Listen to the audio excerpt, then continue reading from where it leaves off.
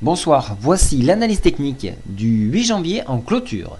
Alors là on est en représentation CAC en journalier, j'ai zoomé pour mieux voir les figures parce que c'est très fin en fait. Alors je vais encore zoomer pour mieux vous montrer. Ici cette figure, donc ce n'est pas un marteau inversé. Alors attention, là vous pouvez le consulter dans le glossaire sur le site. Un marteau inversé, l'ombre est 2 fois plus longue. C'est un avalement baissier. Ici, on avale complètement le corps de cette bougie. Donc ça, c'est très bon, ça. Enfin, pour les baissiers, du moins.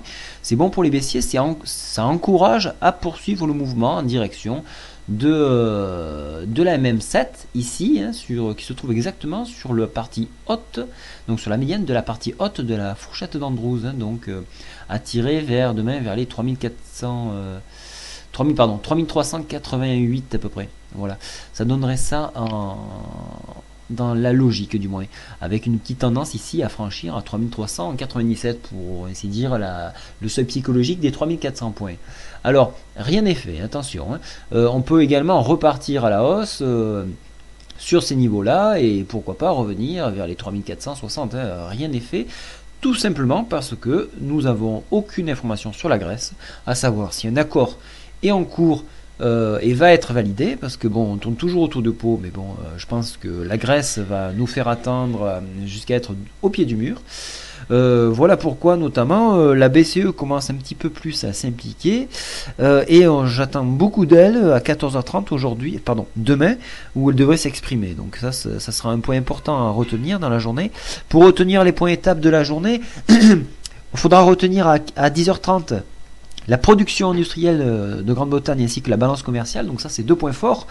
À 13h, on a 2 trucs intéressants, c'est le relevé des taux et le taux d'intérêt. Alors relevé des taux en Grande-Bretagne et les taux d'intérêt en Europe.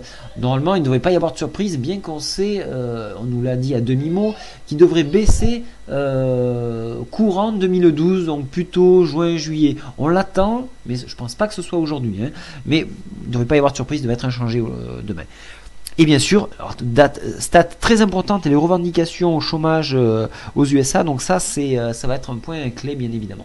Alors, peut-être qu'ils seront bons, vu qu'on a eu une belle surprise et qu'ils savent très bien trafiquer les chiffres, peut-être qu'ils seront bons, donc peut-être là aussi une surprise, donc faudra voir. Au niveau, alors, petit point important, je passais en hebdomadaire, regardez ici, on a un doji porteur d'eau, c'est un équilibre, alors si on s'arrêtait là, si on arrêtait la bougie là, cela voudrait peut-être dire que nous arrêtons cette hausse sur du vent et donc retournons vers un palier plus clair sur 3330 points.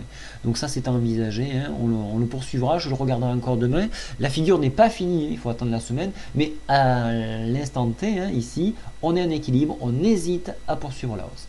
Voilà, donc je repasse en journalier et on va parler des indicateurs et oscillateurs.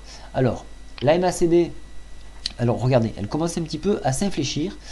On regarde que les histogrammes sont de plus en plus bas et même si on a fini quasiment à l'équilibre, les volumes sont beaucoup plus gros. Je n'ai pas fait mention, je reviens ici, excusez-moi, je ne vous en ai pas parlé, mais on voit bien ici que les volumes sont plus larges. Je travaille en candle volume, c'est-à-dire que les bougies, au plus elles sont larges, au plus le volume est costaud. Donc ici, on a beaucoup de volume, beaucoup d'insistance sur la fin de séance, à solder ses positions de peur d'une mauvaise nouvelle de la Grèce notamment. Voilà, donc alors, ici, ça se traduit, donc, comme je disais, la MACD par une perte du vert, hein, donc on descend un petit peu. Alors les birs se réjouiront, hein, nous avons croisé, et donc ça c'est un signal très négatif, surtout que nous sommes en surachat, donc ça c'est très négatif comme signal. RSI, rien à signaler, William R, rien à signaler. On notera que le zigzag ici, décidément, je reviens beaucoup, le zigzag ici est toujours baissier, hein, toujours baissier. Donc voilà.